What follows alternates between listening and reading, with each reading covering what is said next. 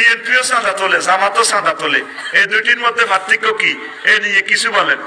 আর চাঁদা তো আল্লাহ তোলে, আল্লাহ তুলি আল্লাহ খায় না, নাউজুবিল্লাহ। আল্লাহ যাকাতের চাঁদা তুলি কারে দেয়? এক বক্তা মহান আল্লাহর যাকাতের সাথে বিএনপি ও জামাতের চাঁদাবাজি তুলনা করছে। এই যে মৌলবী বলছে যে বিএনপি বা জামাতের চাঁদাবাজির সাথে যে আল্লাহ যে যাকাত দিতে বলছে, হ্যাঁ আল্লাহ চাঁদাবাজি করেন যাকাতের নামে, নাউজুবিল্লাহ।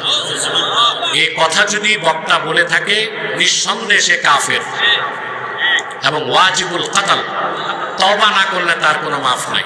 আমি বলার কারণে তো বক্তাগুলো কাফের হয় না, বক্তাগুলো কাফের হইলে আমি বলি। লেবাসদারি বক্তা কি বললো? যে আল্লাহ চাঁদাবাজি করে। এটা শয়তানটারে মুসলমান বলা যাবে?